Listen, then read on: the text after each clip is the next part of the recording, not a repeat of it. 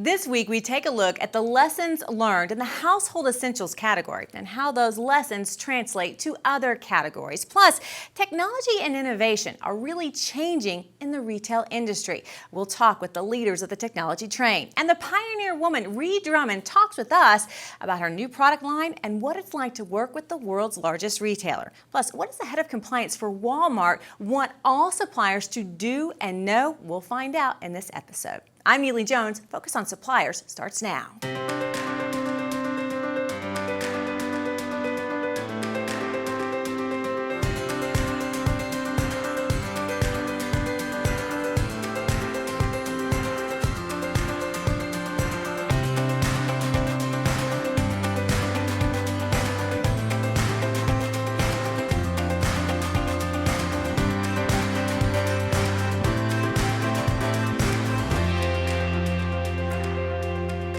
Focus on Suppliers is presented by 8th and Walton, the premier destination for supplier development, and sponsored in part by Dun & Bradstreet, the leading provider of credit and credibility solutions for businesses.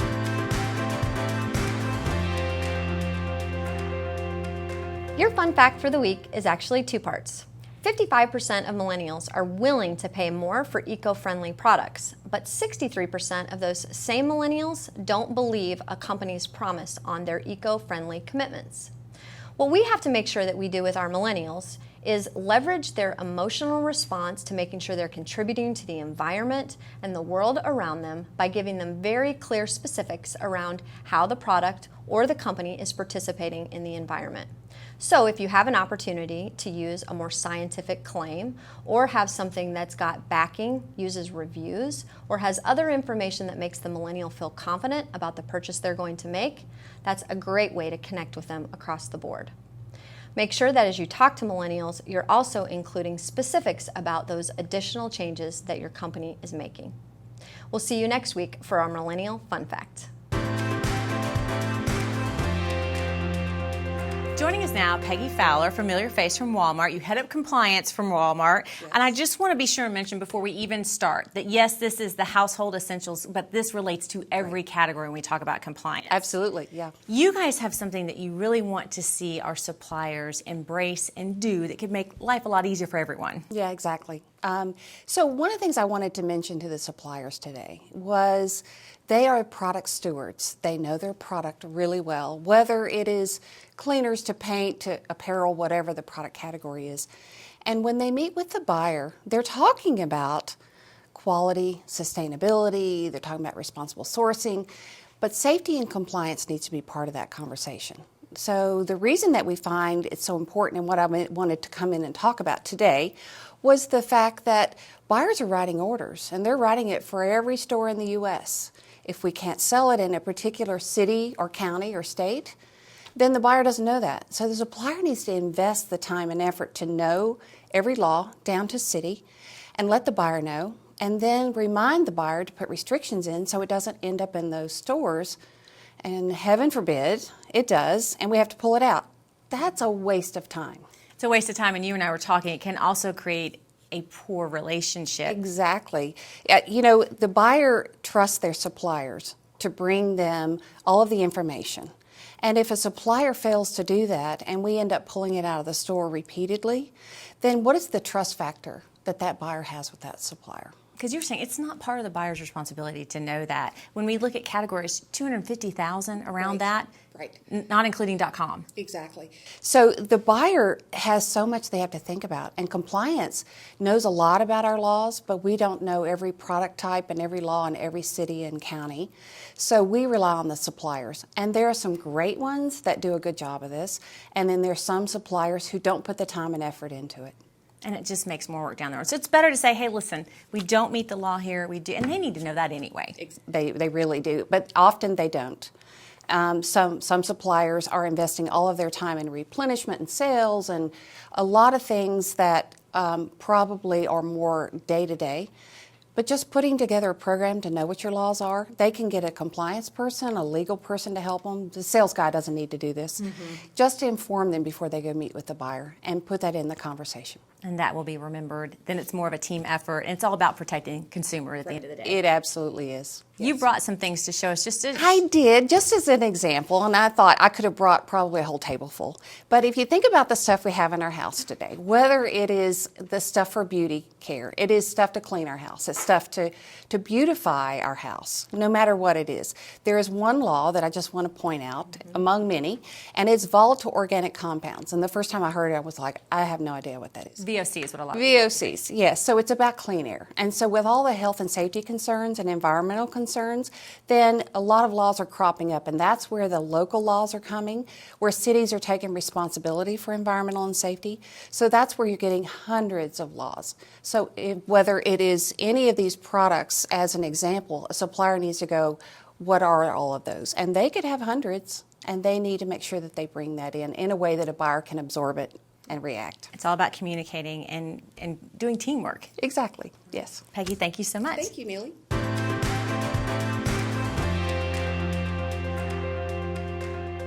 We're so excited today, and this is perfect timing, especially if you're trying to figure out your holiday gifts. We are here with Ree Drummond, also known as the Pioneer Woman, and you have something new on store shelves at Walmart. I do. I have my line of cookware, dinnerware, and kitchenware, and I could not be more excited. I'm just jumping for joy. Now, this has been in the works for a while, so this may be a tough question, but I want to ask you, what is your favorite product? I hate to fall back on this, but that's like asking me my favorite child. There's so many things I love. I mean, if I had to narrow it down, I would need about 20 slots to really name my favorite products. They're all a reflection of the things that I have collected through the years and the colors I love, the patterns I'm drawn to. So, my criteria was that I had to be completely crazy about every piece that wound up in the line. And so that's why I can't pick a favorite, because they're all my favorites. Well, and I've heard that the cookie jar is really hard to get. I've heard that it's really popular. This is what people are telling me, so just FYI. Who knew that, doing a cookie jar after my dog would work? But I'm not going to tell Charlie, my dog, this, because he might get an inflated. We don't want him to get the big head. We don't want his ego to grow and grow. So. And I know we've talked about this before, but quickly, working with Walmart and why Walmart, talk to me about that experience. Walmart has been an amazing partner. They are complete experts. They know retail. They know what they're doing. I brought to the table my vision for the line and the creativity on my end, but they have really lent the perspective and expertise. And what's made it most exciting is that they've given me really free reign in terms of the creativity. So I really feel like I did bring the products that I wanted to the line. And making them affordable was extremely important to me, and there's no better place to pull that off than Walmart, so I couldn't be more excited. We are excited too. Thank you so much for your time. We appreciate it. My pleasure. We'll see you in a little bit.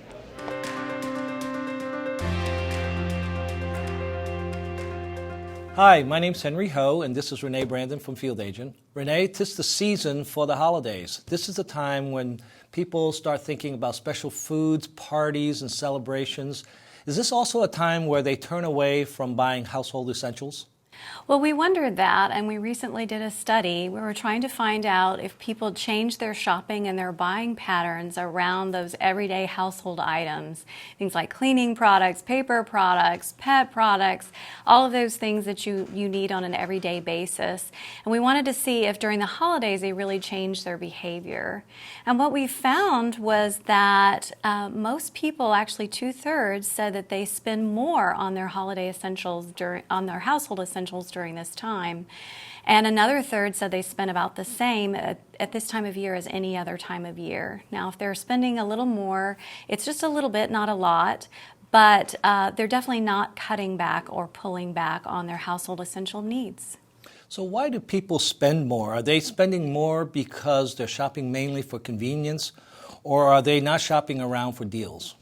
Well, what we found was actually that they need more of these items during the holidays because they do have special events. They have relatives, family coming to visit, people staying in their homes more for longer periods of time, kids out of school, and so they just need more of these products.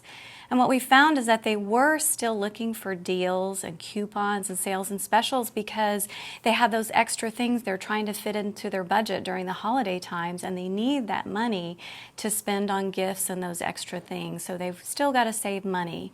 And we asked them if they're pulling back on sales and coupons because they just don't have time because it's a busy time of year. But most people said they're not doing that. In fact, they're shopping around for sales and deals just about as much as they normally do, and maybe even more. Renee, I know that's true for my family. So what's the implications for the retailers and for the suppliers? Well, there's a lot of competition for the shopper's attention. There's a lot of items out there screaming for gift attention and toys and other things going on. But shoppers still need these everyday products, and they are still really open to those value messages. That's great. If you'd like to know more about shoppers and the household essentials during this season, let us know. You can see all episodes and extended interviews at Vimeo. Our graduates are part of the diverse, skilled workforce in the region's most successful companies. Invest in the future of your team. Invest in the Single Parent Scholarship Fund of Northwest Arkansas. Bentonville Commerce, less than 1 mile from the Walmart home office. You'll love the convenience, amenities, and customized options Bentonville Commerce offers. For more information or a tour, call 479-200-1112 today. Maria Fairchild with Lindsay & Associates has the experience and expertise to work with executive and international relocations effectively and stress-free. Request Maria Fairchild when transferring and hiring new associates. Youth Bridges Holiday Giving Program benefiting youth in need kicks off December 4th. Call 479-575-9471 or visit www.youthbridge.com. The Dental Arts team provides excellent care in a warm, friendly environment. Dr. Rob Adair and Dr. Heather Adams pride themselves on incorporating the latest dental technology and techniques into the Bentonville community. Their approach to individualized care gives each patient the right to choose the level of dental health their patient requires, from crowns, dentures, veneers, implants, preventative care, and teeth whitening. Call 479-273-3306 today to schedule your appointment. Are chargebacks busting your chops? Take 2 aspirin and call us in the morning. 8th and Walton for a needs assessment, custom training in a confidential setting, and classes, online and in person. Call 8th and Walton, 479-715-6700, and feel better fast.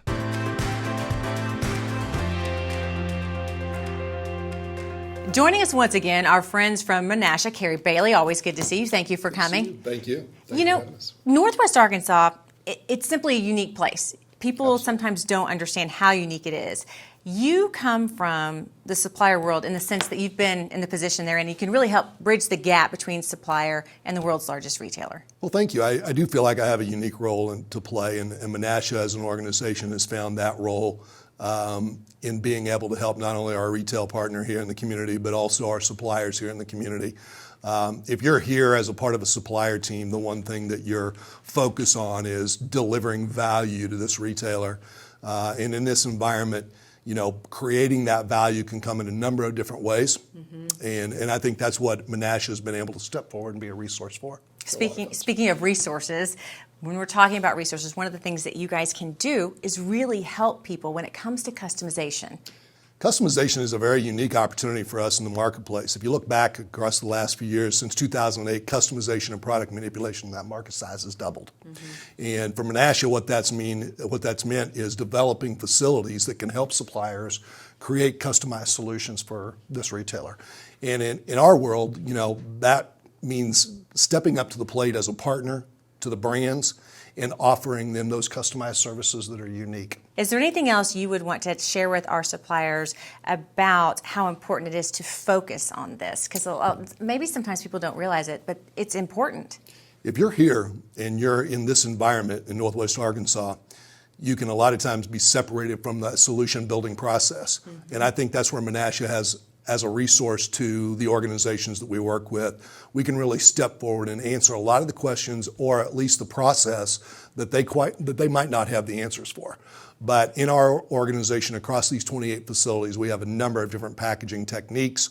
We have different levels of certification where we're able to engage different types of product and develop those solutions. And I think the question is, what can you do for me? That's what a supplier should really be asking Menasha, because we can answer a lot of that gap, okay, with the facilities that we have. Kerry, always a pleasure to have you. Thank you. Thank you. We'll be right back.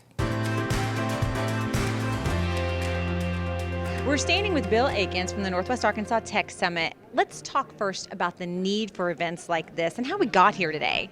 I think the fact that we have over 800 standing room only participants here from all walks. I mean, this is everything from the largest enterprises in the area all the way down to small startups to students. We have 150 students here. To me, that says there is an appetite for this topic, and it's a broad topic. Well, and let's talk about that because in relevance to suppliers, there's such a need, and you were saying sometimes they simply don't know how to embrace it. This is a good place to learn about different options. Absolutely. We thought a lot about that and how this was marketed. I think the word technology, when it relates to consumer packaged goods, there's sometimes a disconnect there. I think most suppliers know we have to embrace it, but that there's a confusion on, does that mean e-commerce? Does that mean social media? What does that truly mean? And the answer is everything.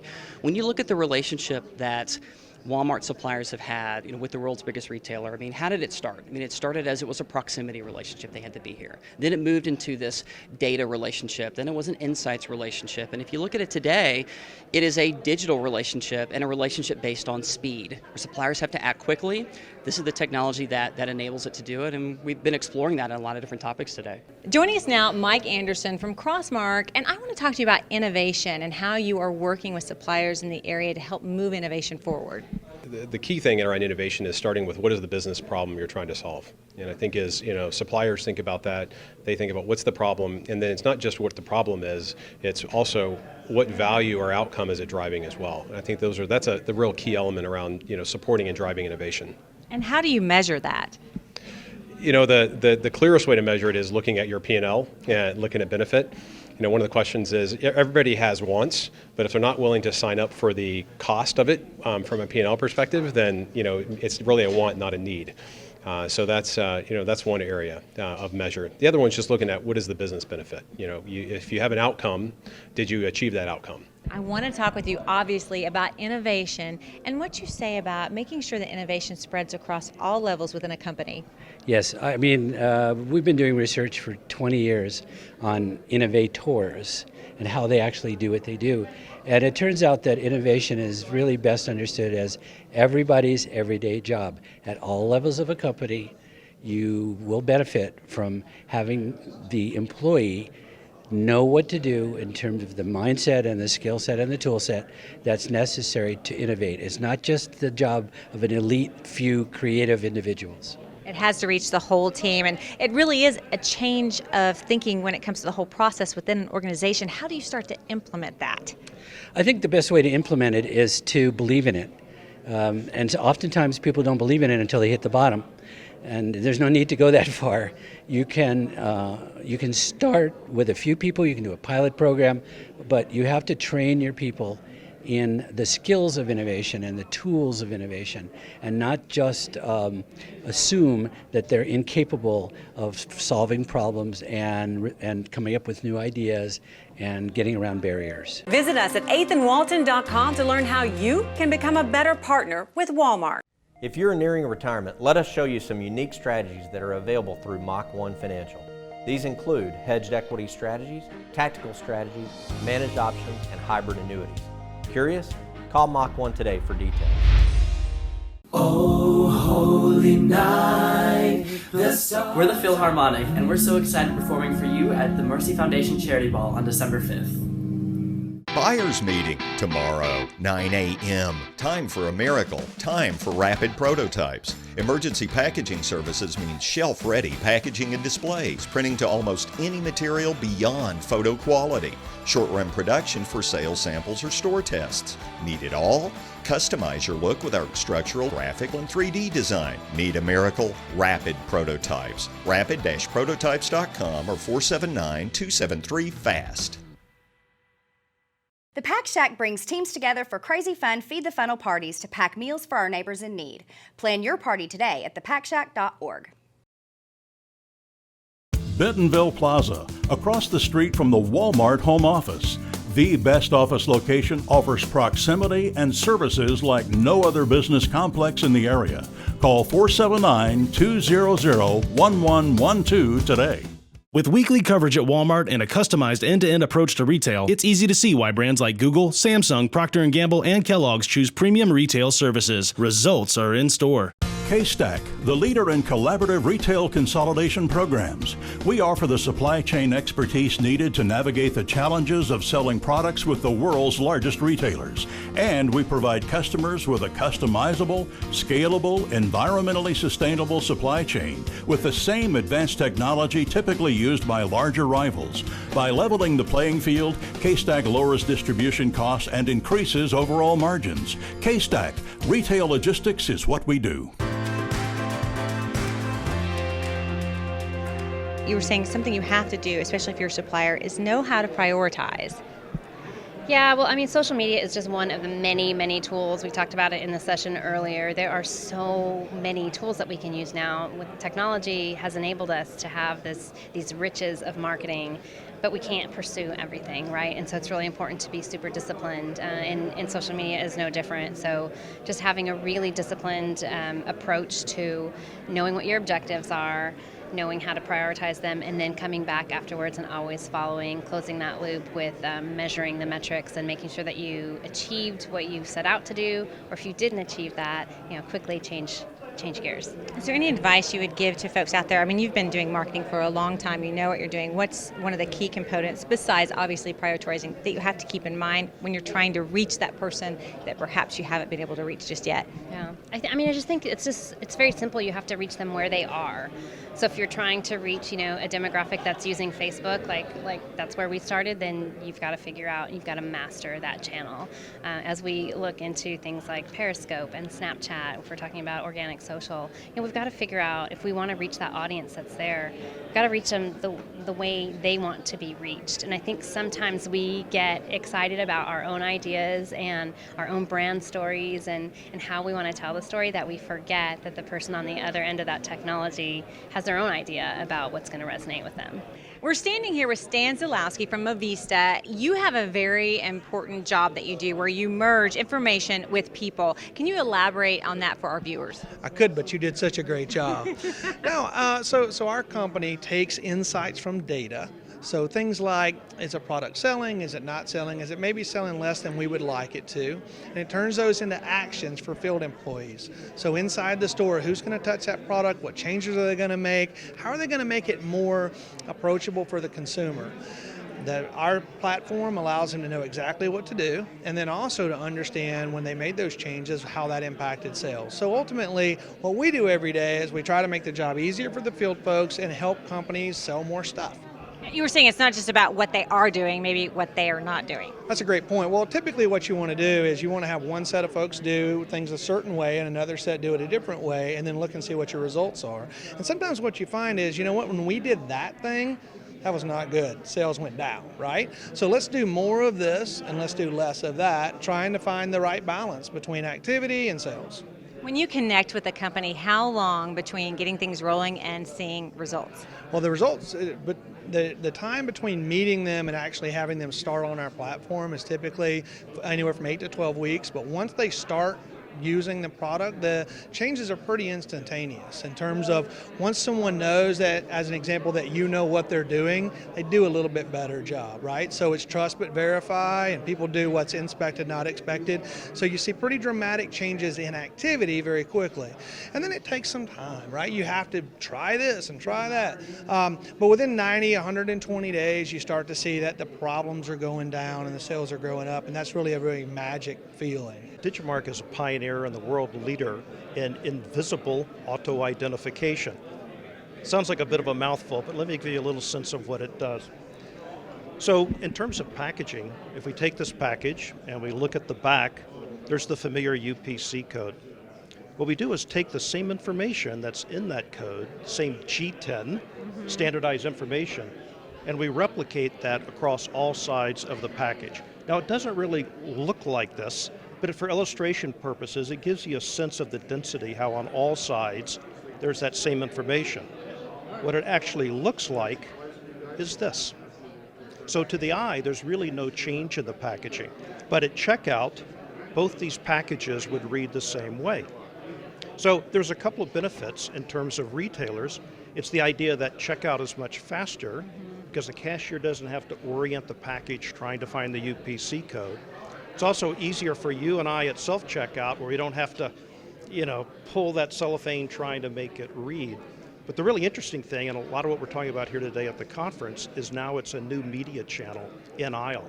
So for consumers, for retailers and brands all together, consumers can scan the package and get whatever information that the brand or retailer wants to deliver to them. It might be helpful how-tos, it might be provenance, where was this food grown? In health information, it really kind of goes on and on and on. So let me ask you this. Sometimes when you're at the checkout and you see them go through a couple times, it has trouble reading, they hold it up and they see the numbers. What happens in a situation like that?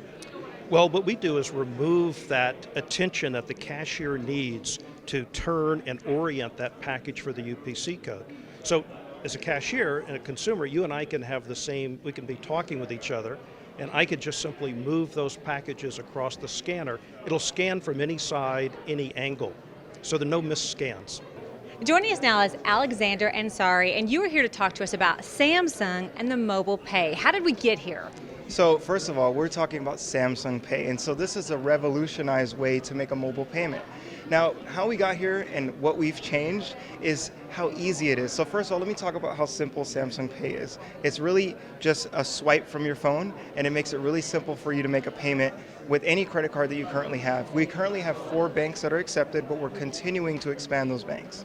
Talk to me about how this relates to suppliers and large retailers and why this is important. So this is great for suppliers and large retailers because they don't have to change their existing POS system. This works on virtually anywhere. Over 90% of credit card terminals that simply allow you to swipe a card, you can utilize Samsung Pay as well. So it's a great draw for their customers to know that they can make a mobile payment with Samsung Pay. And then I have to ask you, because you know the natural question is security. A lot of people will have concerns about that. So because Samsung already has a knock system, we have that integrated in Samsung Pay as well. Each payment requires a fingerprint or a PIN before the payment is authorized. It's also a unique tokenization system, so every payment is used a unique token for every single time you make a transaction. So again, it's the most secure payment form that we have right now. Let me ask you, how long do you think it will be before we see people only paying for things in this way? I would say within a year. I mean, if you look at the direction of technology, everybody loves convenience. And so this is just another way to make your life more convenient by not having to carry your wallet and your phone, combine those two things that constantly are sitting in your purse or in your pocket, and making it much simpler for consumers. Be sure to like 8th and Walton on Facebook. At IRI, we bring together the richest sales, consumer, media, and social data to ignite growth for suppliers and retailers around the world. Contact us to learn more. IRI is growth delivered. Beat the odds and know your risk factors for heart disease and stroke. Stay informed. Join the American Heart Association on Facebook, Twitter, and Instagram. GigWalk is transforming how work gets done. As the leading mobile workforce management platform, GigWalk provides companies with mobile tools and a data-driven approach to improving business efficiency. Leading brands and retailers use GigWalk to manage their field teams and to mobilize 750,000 GigWalkers to collect data intelligence about their business and brands. Are the shelves stocked? Are my products priced competitively? Are the correct promotions in place? Visit us at gigwalk.com to learn more. GigWalk, make work better. The mission of Single Parent Scholarship Fund of Benton County is to enable single parents to attain self-sufficiency through post-secondary education. Call our office at 479-254-8550. We design and install interactive, connected conference rooms. Work with teams all over the world, right from your office. Digital World Productions.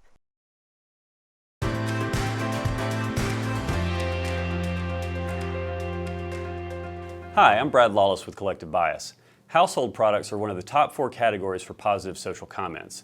Since most people see them as one-use or single occasion categories, how can you equip shoppers with more reasons to buy and drive in-store traffic? Let's look at batteries for an example. They're a household essential. They serve as power for our electronics and backups for our smoke detectors. Duracell challenged influencers to come up with new ways to use their batteries. This DIY shadow puppet theater and emergency kit was shared over 800 times across Facebook and Pinterest. Influencers are master storytellers. When they integrate your brand into their story, they bring products to life through words and photos. This influencer created a tasty recipe for tiramisu and then shared easy cleanup tips after a dinner party with finished dishwashing products. The post got over 6,000 Facebook actions. We all use household essentials. Featuring products as part of a bigger story makes them instantly relatable. How are you inspiring your shoppers? That's it for me. See you on social. That's all the time we have this week. Next week, we take a look at hunting and fishing to help you hit your mark when it comes to working with retailers and consumers. Our guests enjoy staying at the 21C Museum Hotel and hosting dinner, meetings, and product launches there. To record this show, set your DVR to Focus on Suppliers, Sundays at 5 a.m. on KNWA.